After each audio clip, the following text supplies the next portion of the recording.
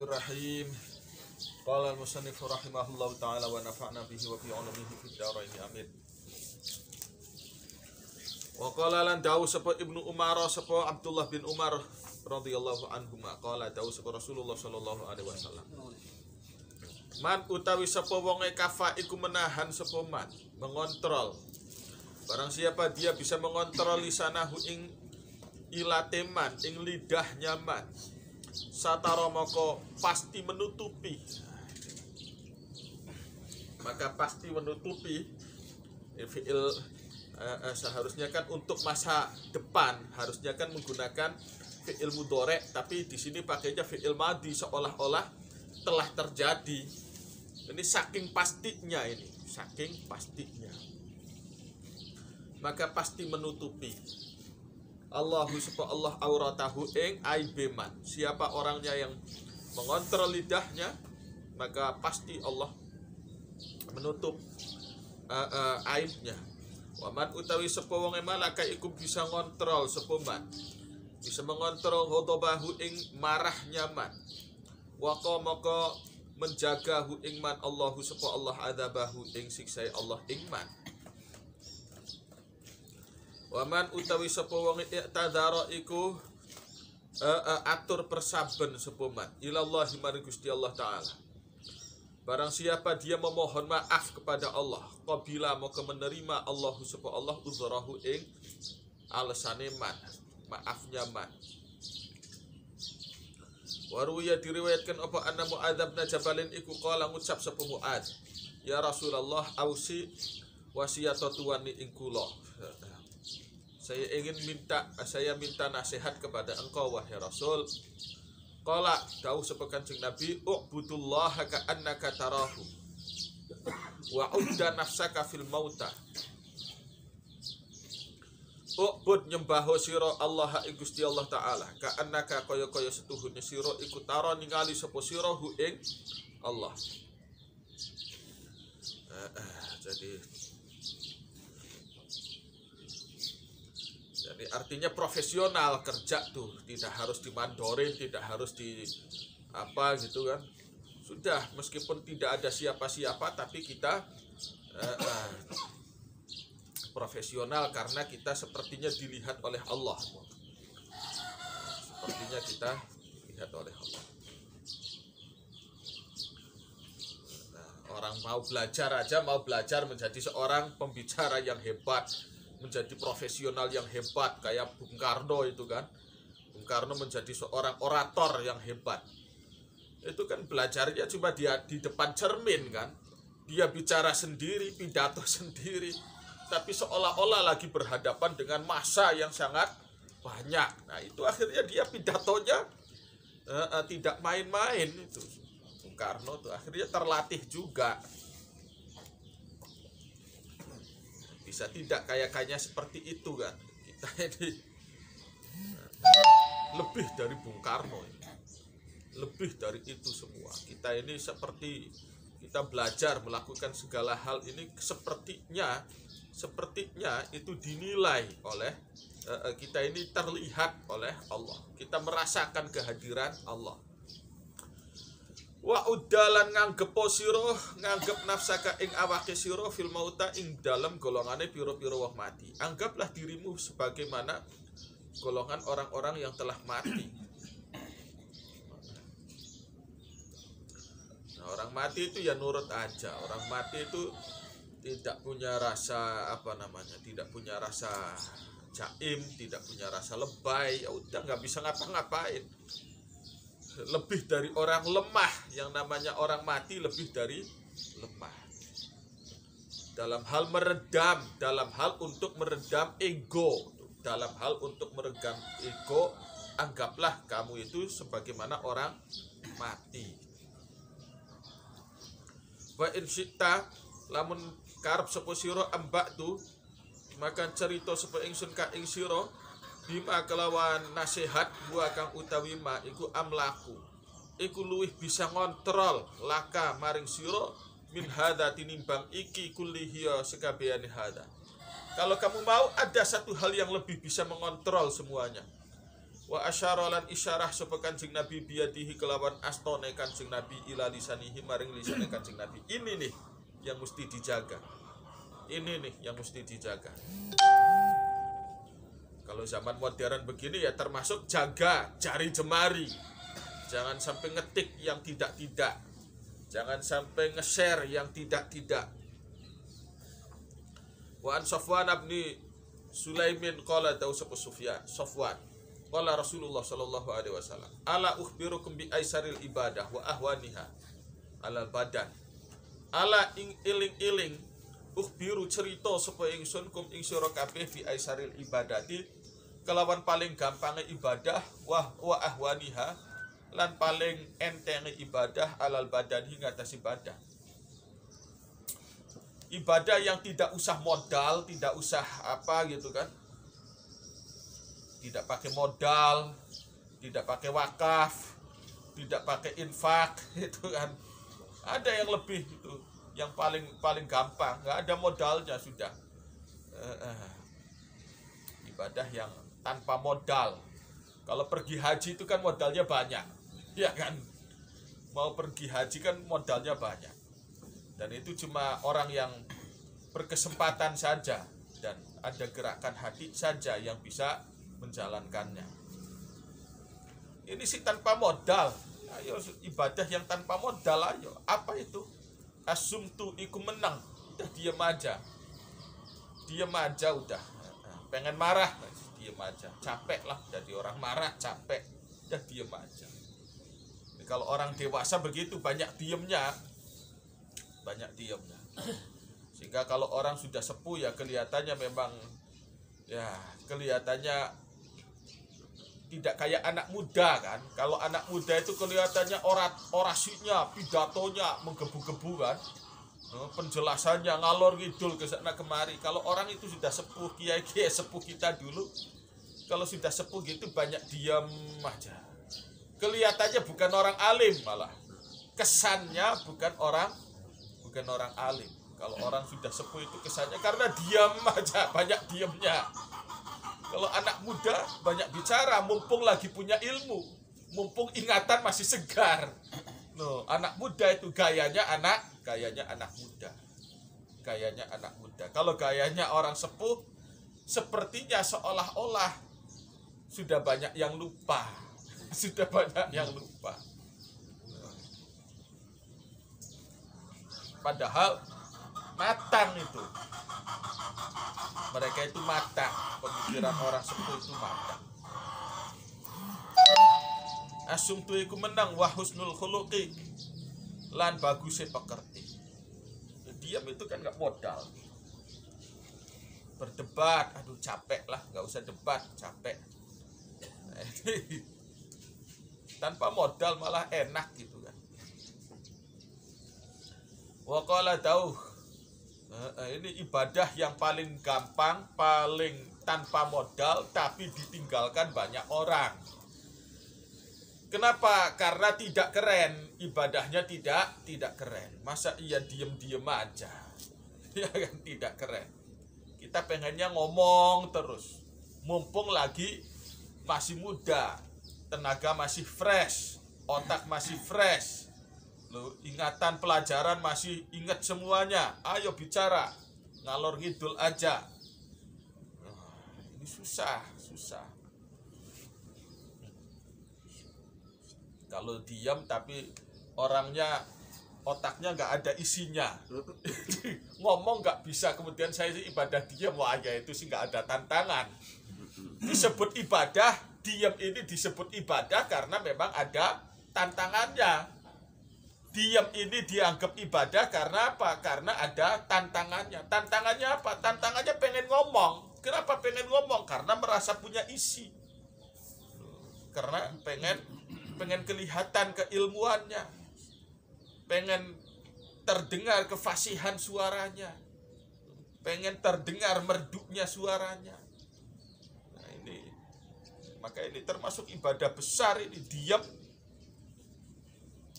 Diam ini berarti dia melawan ego, melawan hawa nafsunya. Tapi kalau dia otaknya kosong, hatinya kosong, cara berbicaranya tidak fasih, saya sih diam aja lah. Yaitu mendiamkan apa itu kan. Itu di titik ibadahnya di situ. Dia berhasil melawan hawa nafsu. Wa qala dawu sapa Abu Hurairah, qala dawu sapa Rasulullah sallallahu alaihi wasallam. Man kana yu'minu billahi wal yawmil akhir falyaqul khairan aw liyaskut. Man utawi sapa wonge iku kana lamun ana sapa man iku yu'minu iman sapa man billahi kelawan Allah wal yawmil akhir lan dina kang akhir. Barang sik ngomong sapa man ngomong khairan ing ucapan kang bagus. Aw liyaskut, atau lamun kalau tidak bisa bicara yang bagus, aw liyaskut, atau becik menang sapa man. Ucapan yang baik itu ya ucapan yang benar, ucapan yang jujur. Wa qala dawu sapa Al Hasanu Imam Hasan. Daka dukira diceritakan lana maring kita apa anna nabiyya setuhune Kanjeng Nabi sallallahu alaihi wasallam. Qala iku dawu sapa Kanjeng Nabi rahimallahu abdan takallama fa ghanima au sakata fasalima. Rahima muga-muga melasi Allahu sapa Allah abdan ing suwiji kawula. Takallama kang ngomong sapa abad fa ghanima nuli untung sapa abad. Au sakata atawa menang sapa abad fasalima nuli selamat sapa abad.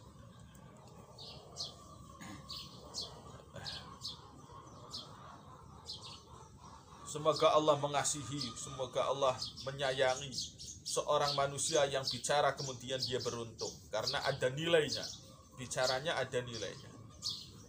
Atau dia diam aja, fasalima, maka dia selamat, tidak ada tanggung jawab dari apa yang dia omongkan, dia diam. Wakilah dikatakan di Isa maring Nabi Isa alaihi salam, dulluna ala amalin nadkhulu bihil jannah. Dulu atau dulla nuduhaken tuan na ing kita ala amalin ing atase suci amal nadkhulu kang mlebet sinten kula bihi kelawan amal al jannata ing dalam surga. Tunjukkanlah kepada kami satu amal yang bisa masuk, di mana kita bisa masuk ke dalam surga oleh amal itu, kelawan amal itu. Qala Nabi Isa berkata la tantiqu abadan, la tantiqu ojo ngomong sapa sira kabeh abadan ing dalam selawase. Kamu enggak usah banyak bicara.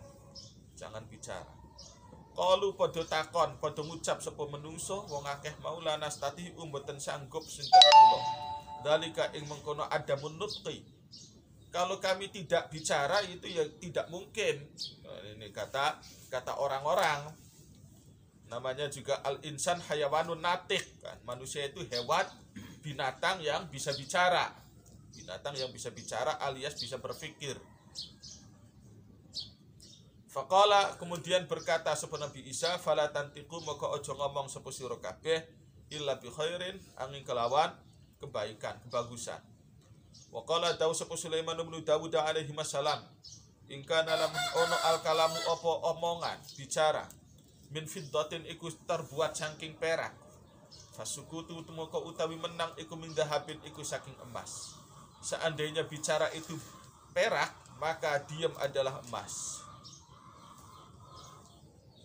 Wa anil Bara ibni Azib qala dawu sapa Bara Ja'at aku sapa Arabiyun sapa suwiji wong Badui ila Rasulillah marang Kanjeng Rasul sallallahu alaihi wasallam.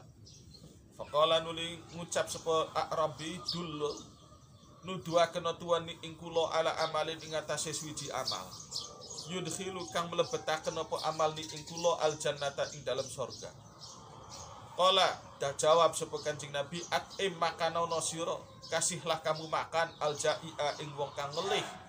Kasih makan orang lapar. Terus wa asqi dhama'ana, asqi lan minum mono sira kasihlah kamu minum adzam'ana ing wong kang ngelik, wong kang ngelak, wong kang kehausan. Wa'mur perintahlah sira bil ma'rufi kelawan kebagusan, sesuatu kang ma'ruf, sesuatu kang sudah menjadi tradisi Kanjeng Nabi dan para sahabat. Ma'ruf itu adalah isim ma'rifat. Ada isim makrifat, ada isim nakirah. Ada ma'ruf, ada mungkar. Ma'ruf itu sesuatu yang makrifat. Isim makrifat. Isim makrifat itu apa sih? Isim makrifat itu apa sih? Isim yang sudah diketahui, yang sudah dikenal. Ja'ar rajulu, datanglah seseorang laki-laki yang sudah dikenal. Ini namanya ja'ar rajulu. Tapi kalau ja'a rajulun, datanglah seseorang laki-laki tidak dikenal oleh baik mukhatab atau mutakalimnya. Nah, jadi ada isim itu nakirah, ada isim itu makrifat. Kalau nakirah itu sangat umum, tidak dikenal. Dalam bahasa agama ada ma'ruf, itu satu akar dengan makrifat. Ada yang mungkar, satu akar dengan nakirah. Ma'ruf itu yang telah dikenal. Jadi sesuatu tradisi yang sudah dikenal pada masa Nabi, pada masa Rasul. Sesuatu yang telah diketahui, dikenal dalam tradisi kaum sholihin, itu namanya ma'ruf. Kalau mungkar, suatu tradisi yang tidak dikenal oleh Nabi, tidak dikenal para sahabat, tidak dikenal kaum sholihin, itu namanya kemungkaran. Jadi apa-apa yang kaum sholihin itu kita bicarakan aja kiai sepuh, gitu aja. Kiai-kiai sesepuh kita itulah kaum sholihin. Jadi kebiasaan kaum sholihin itu, kebiasaan kiai sepuh itu ma'ruf. Dan itu mesti dibela, diperjuangkan. Itu sesuatu yang ma'ruf mesti dibela, diperjuangkan. Kalau yang mungkar, yang tidak menjadi tradisi, yang bukan menjadi prinsipnya kiai-kiai sepuh kita, itulah kemungkaran. Sudah gitu aja. Barangkali kita mengacu kepada Kanjeng Nabi itu kejauhan, kita lihat tradisi-tradisi. Tradisi-tradisinya orang-orang soleh. Kalau itu tidak dikenal, ya sudah, tidak dikenal oleh paham-paham keyakinan yang tidak dikenal oleh kaum solehin, tidak dikenal oleh kiai sepuh kita, ya itulah kemungkaran. Sudah itu aja. Simpelnya bicara. Jadi ada ma'ruf, ada mungkar, ada isim makrifat, ada isim nakirah. Wanhalan nyegaho siro anil mungkari saking kemungkaran. Saking kemungkaran. Fa ilam tutik. Nuli lamun ora mampu sapa sira. Ora mampu sapa sira. Jadi tradisinya itu apa? Tradisi kiai sepuh itu yang namanya hijrah itu, insaf itu yang ngaji sudah. Yang namanya hijrah itu ngaji. Nah, itu tradisi. Orang tadinya misalkan tadinya tukang maksiat, tiba-tiba insaf. Akhirnya tekun ikut ngajinya tuh, itu namanya insaf, tobat, hijrah. Dalam terminologi ya hijrah itu nggak ada terminologi hijrah, ya pokoknya insaf. Insaf itu ya kalau bahasa orang sekarang yang religius zaman sekarang, religious no, orang insaf itu orang hijrah. Taruhlah kita hijrah dalam tradisi zaman kiai-kiai sepuh kita dulu yang ngaji. Tadinya tukang maksiat, sekarang tekun di masjid, tekun di pesantren, ikut ngaji. Nah, itu namanya terminologi orang dulu, kiai sepuh kita dulu. Sekarang yang namanya hijrah tiba-tiba jadi ustadz. Nah, ini kan berarti mungkar. Sesuatu yang tidak dikenal. Sesuatu yang tidak dikenal pada masa kiai sepuh kita dulu. Hijrah itu alias insaf itu tadinya maksiat, kemudian tekun di masjid, kemudian tekun di pesantren, ikutan ngaji, ikutan belajar. Tradisinya. Kalau ingin jadi ustadz, jadi kiai, ngajinya lama. Mondoknya mesti lama, mesti matang. Nah, kalau tiba-tiba sekarang ada tradisi baru, orang yang tadinya artis tiba-tiba jadi ustadz, atau jadi ustadzah, Nah itu berarti sudah mungkar, sudah penyimpangan dari tradisi kiai sepuh kita dulu, dan itulah mungkar. Tidak dikenal, tidak dikenal. Mungkar itu tidak dikenal. Apalagi zaman Nabi, wah nggak ada sahabat yang jadi kiai, itu nggak ada. Selama masih ada Nabi, ya santri semua itu posisinya. Mau Sayyidina Abu Bakar, Sayyidina Ali yang terkenal cerdasnya pun posisinya tetap aja santri. Sesekali memang ditanyai oleh sahabat-sahabat yang lebih junior, kayak Ibnu Abbas, terkenal alimnya, tapi selama masih ada Rasul, dia posisinya tetap jadi santri. Posisinya tetap jadi santri. Baru setelah Rasulullah wafat, ada tokoh-tokoh sahabat yang jadi ulamanya, jadi pimpinan-pimpinan agamanya, kayak Ibnu Mas'ud, kayak Ubay bin Ka'ab, seperti Sayyidina Umar. Itu tokoh-tokoh agamanya. Tidak semua sahabat bikin musola, mendirikan masjid, tidak semua sahabat, padahal mereka santri-santri Rasul semua itu. Tapi tidak semuanya bikin musola, bikin masjid, tidak begitu. Tidak begitu. Jadi masih teratur. Masih teratur, itu tradisi orang dulu. Masih teratur. Masih saling menghormati. Meskipun Zaid bin Thabit itu terkenal sebagai seorang ahli Quran, tapi kalau dia ketemu sama Ibnu Mas'ud, ya hormatnya luar biasa. Karena Ibnu Mas'ud jauh lebih senior daripada Zaid bin Thabit. Iya, itu tradisinya begitu kok. Tradisi-tradisi semacam itu sekarang diurak-urak, sekarang dikacau balaukan. Wah, banyak sekali kalau kita lihat pergeseran tradisi, pergeseran budaya. Dulu yang namanya masjid itu terserah apa kata kiainya, terserah apa kata kiai sepuhnya.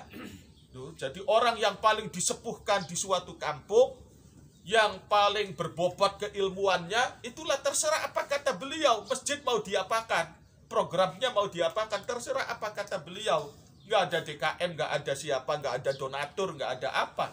Kalau sekarang kan jangankan santri, kiai pun tidak bisa berkata apa-apa, tidak bisa berkutik apa-apa. Untuk urusan masjid kan tidak bisa. Atas nama demokrasi, maka masjid mesti diurus oleh DKM atas nama demokrasi kan. Nah ini kan suatu pergeseran tuh, suatu pergeseran budaya namanya, suatu pergeseran budaya. Setelah itu bergeser lagi. Masjid programnya terserah apa kata donatur. Terserah apa kata donatur yang punya uang. Lah itu kan yang ngasih donasi di masjid yang paling banyak siapa? Yaitu apa terserah kata dia. Mau buat ngapain apa kata donatur. Ya kan? Nah inilah yang disebut pergeseran. Nggak sadar bahwa pergeseran ini tidak dikenal di masa lalu, dan itu pasti berdampak mungkar, pasti berdampak buruk. Pergeseran yang mungkar, yang prinsipal. Jadi ada isim makrifat, ada isim nakirah, ada ma'ruf, ada mungkar.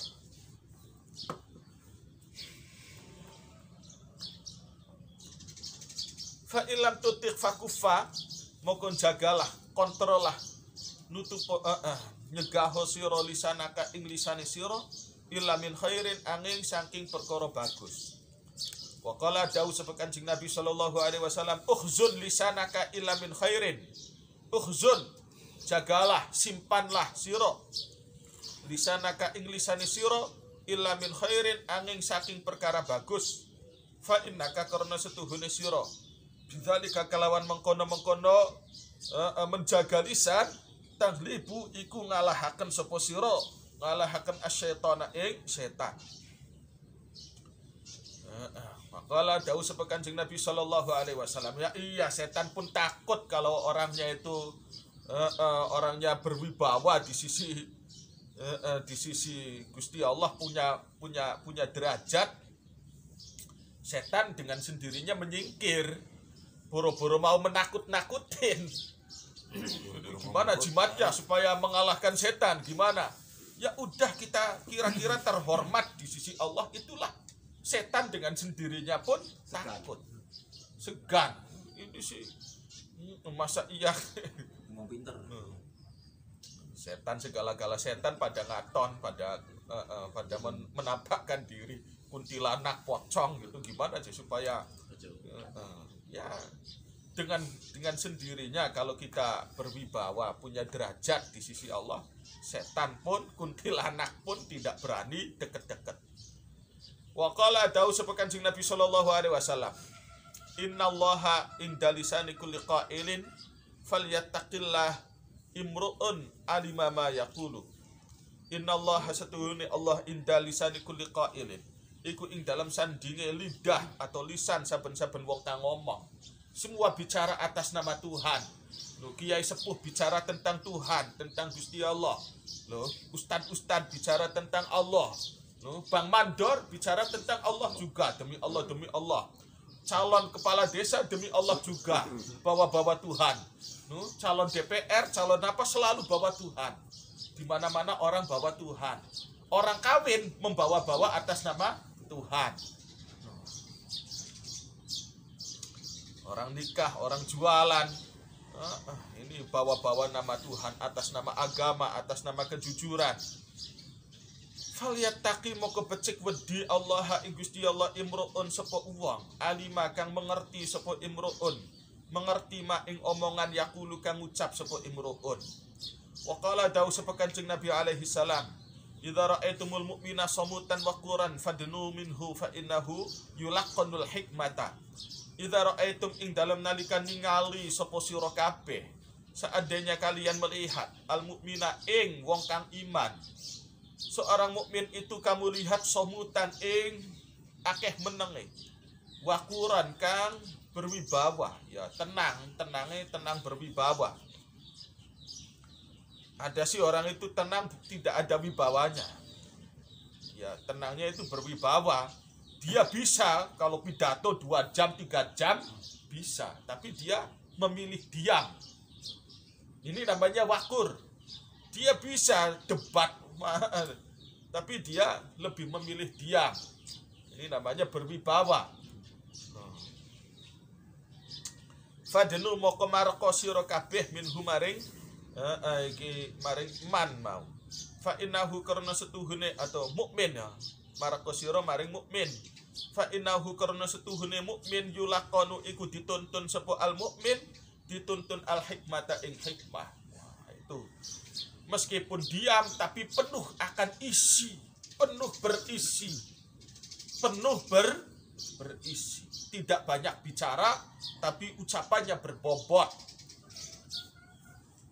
Tidak banyak bicara tapi berbobot. Banyak sih kalau orang udah sepuh tuh, kalau orang sudah senior tuh memang begitu, jarang ngomong.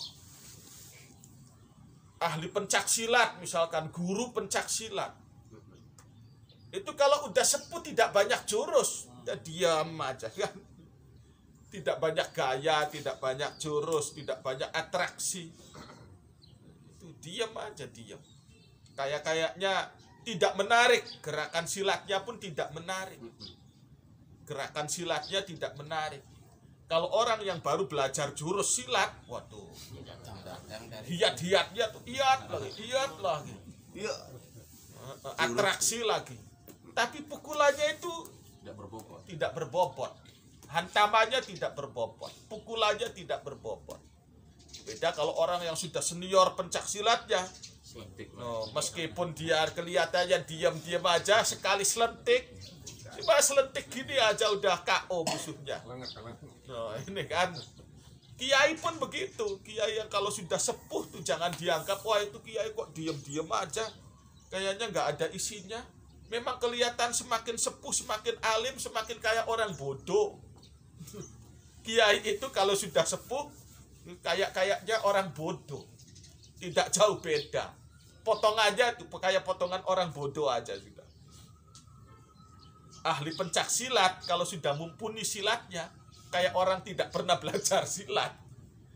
Kayak orang yang tidak pernah belajar silat. Tapi awas itu, hati-hati, tenaganya berbobot semuanya. Semuanya berbobot. Makanya company Belanda itu paling takut kepada kiai sepuh. Company Belanda itu bukan orang yang wah apa gitu kan. Yang lebih ditakutin company dulu itu adalah kiai-kiai sepuh. Padahal kalau dibedil orangnya kan udah anu kan. Orang udah tua, tinggal batuk-batuk aja kan. Misalkan ditangkap sekalipun, Jepang itu kan nangkep Kiai Hasyim Asy'ari kan. Tapi nggak berani nembak Kiai Hasyim Asy'ari. Apa susahnya nembak Kiai Hasyim Asy'ari, orang sepuh gitu kan. Senjatanya Belanda banyak.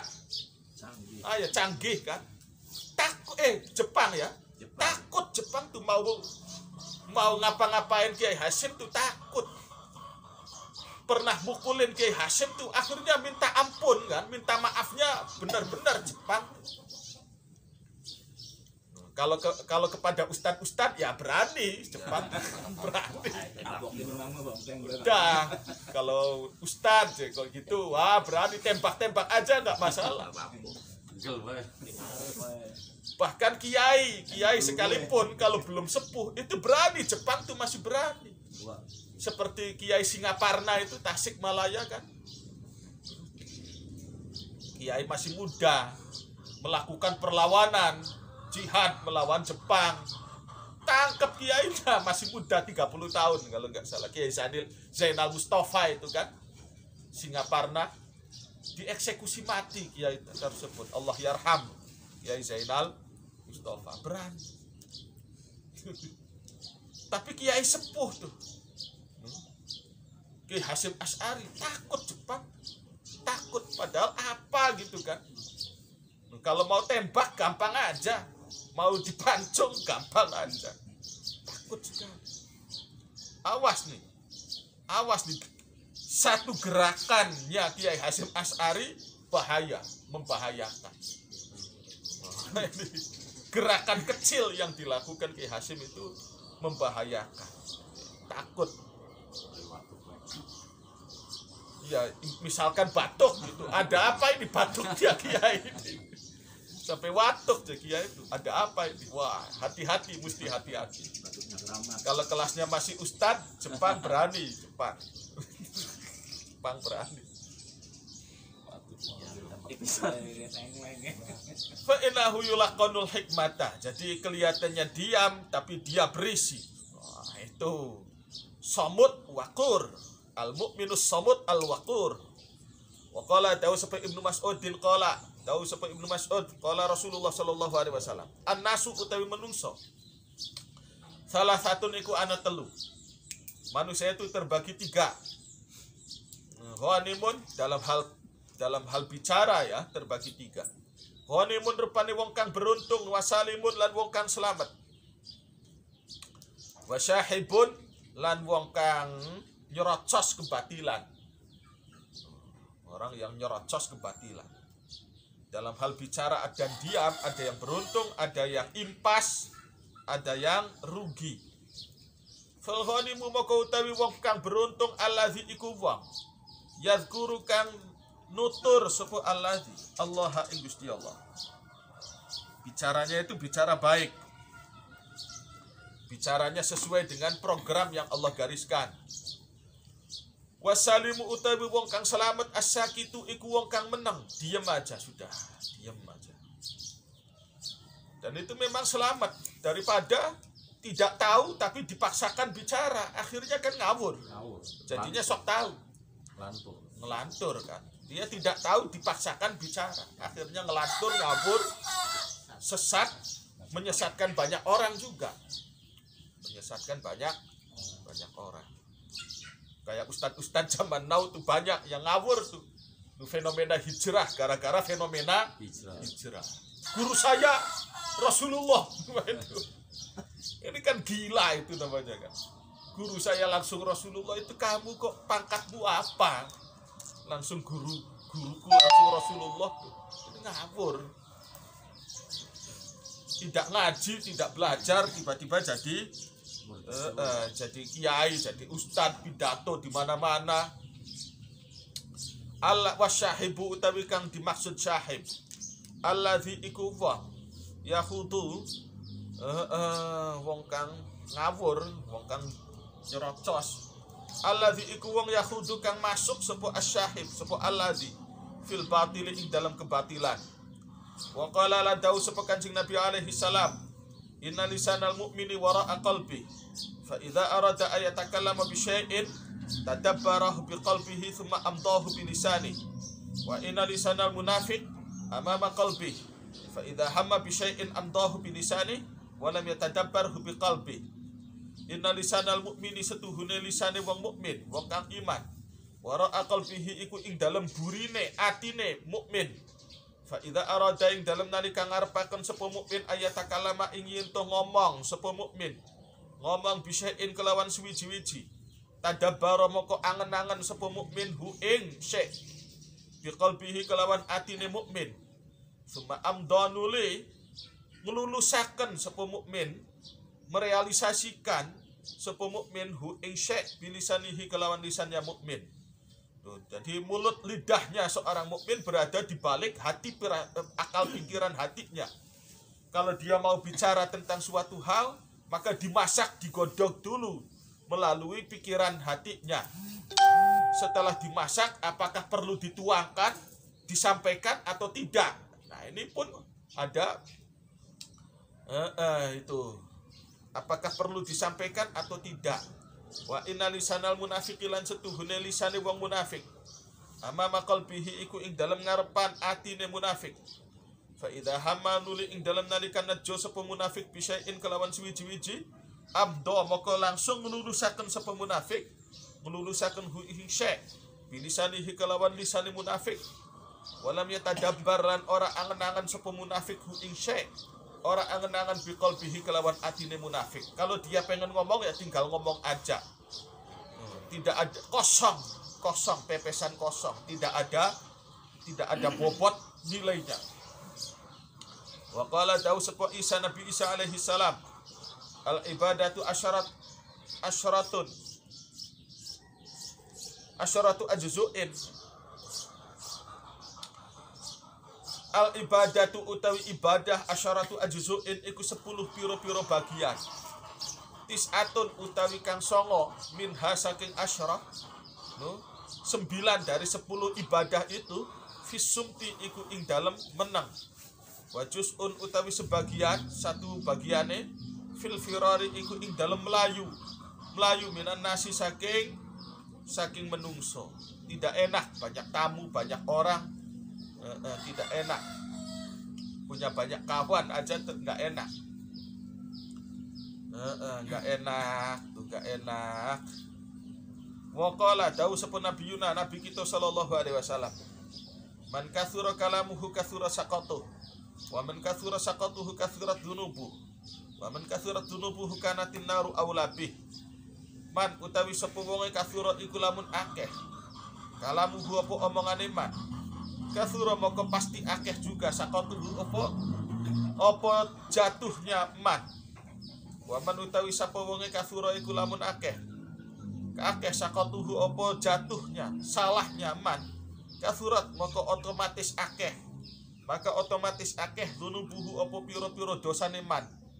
Wa man utawi sapa wonge iku kathurat lamun akeh dunubuhu apa dosa-dosane man, kanat maka ono annaru apa neraka iku aula luwi pantes bihi kelawan man. Jadi kalau seandainya dimasukkan ke surga sih bisa-bisa aja kuasanya Allah.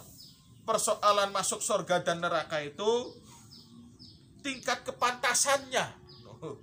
Tingkat kepantasannya itu gimana? Semua manusia dimasukkan ke surga, semua bisa. Allah bisa. Tidak habis nikmatnya Allah, tidak habis anugerahnya Allah. persoalannya pantas tidak. Orang kampung terlalu kampung aja dimasukkan ke dalam hotel, awas, pantas tidak. Orang kampung asal punya duit bisa aja nginep di hotel bintang 5, bisa kok. Orang kampung kebunnya aja udah 20. Kebunnya udah 20. Sawahnya ada 1 hektar. Belum lagi empangnya, tambaknya. Wah, kaya raya kan. Langsung dia plesir ke Singapura. Pesan hotel yang paling mewah di Singapura misalkan, nginepnya di situ. Pengalamannya nggak punya, hanya pengalaman pekampung. Apa yang terjadi? Ya gara-gara nggak pantas itulah, gara-gara nggak pantas tinggal di hotel bintang mewah, bintang 5. Yang terjadi kan nggak nyaman kan. Pelangap-longo nggak karuan. Orang tidak pantas masuk hotel bintang 5, dipaksakan nginep di hotel bintang 5. Mau mandi susah, mau BAB susah, susah semua. Ini memang biasa di kampung, segala-galanya beda. Apalagi orang masuk di sorga, dikiranya sorga itu kayak apa? Singapura sih kalah oleh sorga tuh. Jepang kalah, Amerika kalah oleh fasilitasnya sorga. Nah, siap tidak manusia hidup dalam lingkungan sorga? Kesiapannya ini yang diperlukan. Kalau asal masuk-masuk aja sih, Allah tidak akan rugi memasukkan semua manusia. Mau Abu Jahal, Abu apa gitu dimasukkan ke sorga juga bisa. Tidak habis kekayaan Allah, tidak habis. Persoalannya siap tidak Abu Jahal tinggal di sorga. Yang dikhawatirkan tidak kerasan Abu Lahab, Abu Jahal di sorga. Daripada nggak kerasan di sorga kan mending di neraka aja. Al-atharu wallahu a'lam bishawab.